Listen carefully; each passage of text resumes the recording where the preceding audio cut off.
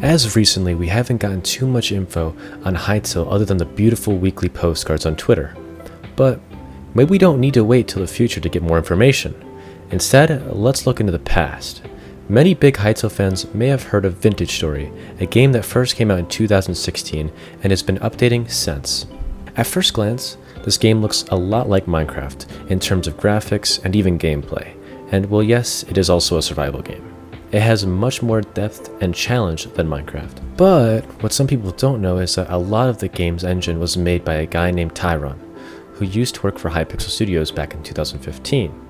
Looking at the engine that is running Vintage Story, it is very similar to what Hytale team has described their engine as. Both engines are written in C# programming language and possibly use a lot of the same libraries. For anyone who doesn't know code stuff, that just means that the engines are made with the same tools. Both games also have complex rendering, detailed shadows, and they are both efficient and work on low-end systems. So, if we look at the limits and the abilities of Vintage Story's engine, maybe it can give us some clues on how Hytale's engine will work. At a gameplay level, there isn't much to compare. We should really just focus on the engine and systems themselves. Vintage Story is a survival game, but Hytale looks to be more of a RPG/adventure game, which is why the game mode in Hytale isn't called survival, it's called adventure mode. Vintage Story is also supposed to be a difficult game. It's been made so that Minecraft players that think Minecraft has gotten too easy and boring can play a similar but harder game. Hytale is most likely going to be easier and not as pushing, but may have a harder mode that makes it more challenging. These games are going to be very different, but what is similar about them? First of all, the world height. In Minecraft, the chunks are 16 by 16 by 256 blocks, although now in 1.17 they have been changed to 16 by 16 by 320 blocks. Chunks are Minecraft's way of making sure the game is only loading in the areas near the player. This means that your computer or a server can do less work, and doesn't have to keep track of the entire world at once. Vintage Story has chunks that are 32 by 32 by 32. This means that the chunks are 3D. Because of this, the height limit can be much larger as blocks high in the sky and deep underground don't have to be loaded so they won't slow down your computer. Vintage Story caps its world height at around 1024 blocks, although through modding the height can be made even higher. Hytale looks to also have 3D chunks. As we have seen in the worlds, they can be really tall. The fact that Vintage Story can handle these gigantic worlds hopefully means that Hytale will be able to as well. The next thing that makes Vintage Story look really good is the lighting and rendering. Even on the lower settings where there aren't any complex shadows, the game still looks good, and has simplistic lighting. But when you do turn on the higher settings, the shadows and bloom effects and other lighting effects look absolutely amazing. The engine can handle lots of particle effects as well as, and even on a bad laptop. It didn't drop too many frames while on lower graphics. From what we have seen in the Hytale's engine, it might even be better than Vintage Story's when it comes to rendering, and maybe even will be able to work on even lower end systems. However, one problem that Vintage Story has on lower end systems is that creating a new world takes a lot of processing power that can crash your game. Hopefully the Hytale team can find a way around this. The creative tools in Vintage Story are really good, but Hytale's look even better. In Vintage Story, you can easily change the weather, sky color, and fog amount, and many other visual settings to give your build the right mood.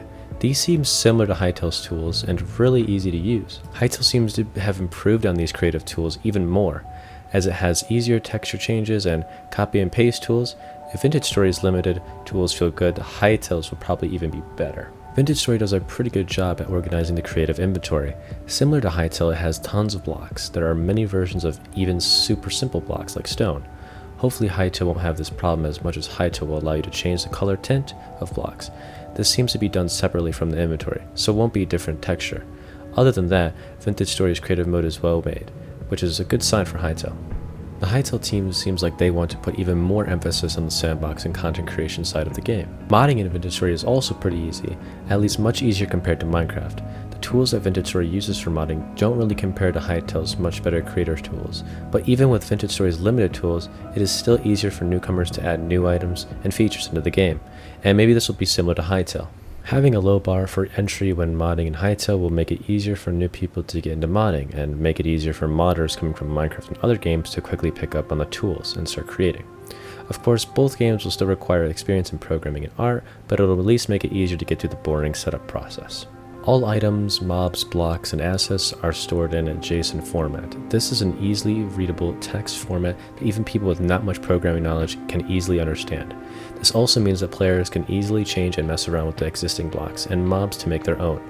Similar to Hytale, Vintage Story has its own modeling and animation software that you can get for free that makes it easier to transfer things to Hytale. A cool thing about Vintage Story is that the survival mode is actually just a mod made by the Vintage Story team. This might also be how Hytale's adventure mode might work. This means that anything that is in the Hytale adventure mode, like animals, weapons, blocks, and more, can be edited or completely removed or remade. Anything that the Hytale team has done while making their adventure mode, a person or team working on a vehicle mod or even an MMORPG server can do. Another cool feature in Vintage Story is block physics. Blocks like sand and snow don't just fall down when nothing is supporting them.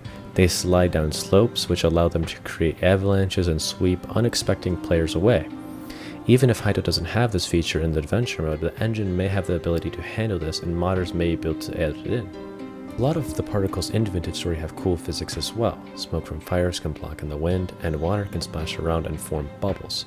Even if Hytale doesn't have these features in the game, at least the engine might be able to handle it, giving modders cool opportunities.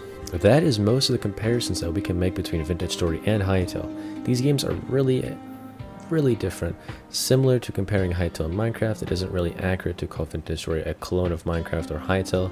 But before we finish up this video, let's take a look at some cool Hytale fan art.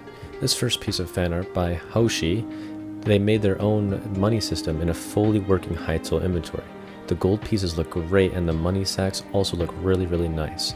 It is cool how the model for the gold coins changes you as you add more, and that there are a little box when you hover over the bag.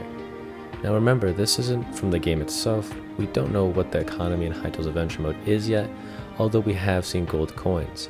Maybe when the game comes out, Hoshi will make this mod.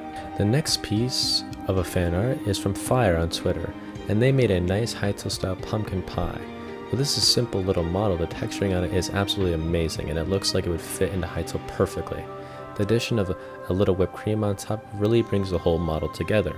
Hopefully we'll be able to see some real Hytale dishes sometime soon when we learn more about the cooking system in Hytale. And that wraps up today's video. As always, we can't be more grateful being your guys' #1 place for all things Hytale. We are also eagerly waiting for this game to come out, and if there is any more news on the game, we'll make sure to keep you guys updated.